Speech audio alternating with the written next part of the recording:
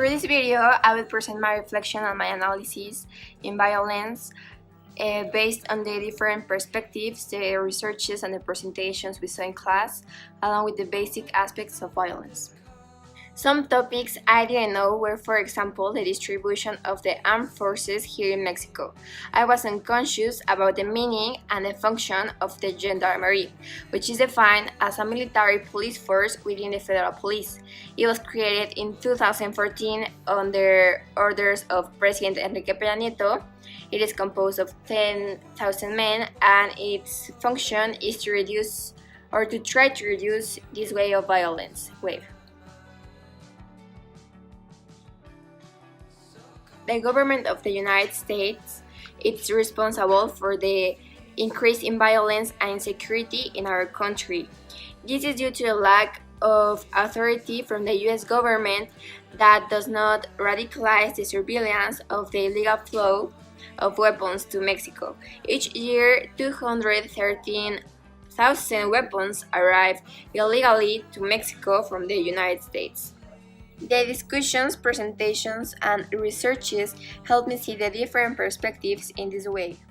There exists a cultural violence, which is a response to the conflict seen as natural or normal, and even as the only viable way to deal with the problems. The causes of this violence culture in Mexico are drug trafficking, insecurity, and lack of education.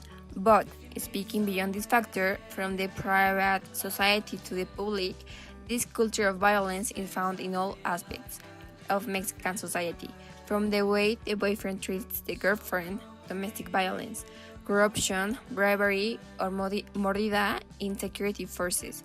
This tolerated violence has left more than 70,000 deaths in 6 years. Turning into another perspective, the economic sector is starting to have a negative impact.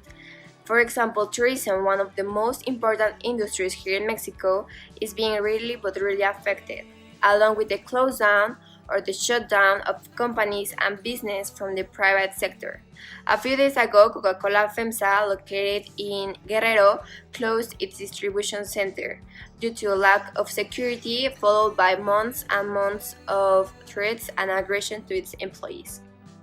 Therefore, as a conclusion, we already know that violence is a social phenomenon presented today here in Mexico and very dangerous. By knowing all the context behind, we already know that we are the ones that could make a change in our Mexico and in our society. Start first by not being part of these corruptive behaviors. Try to make a change in the legislation of the flow of arms from USA to Mexico, and most important, to take care of ourselves and the people we love the most.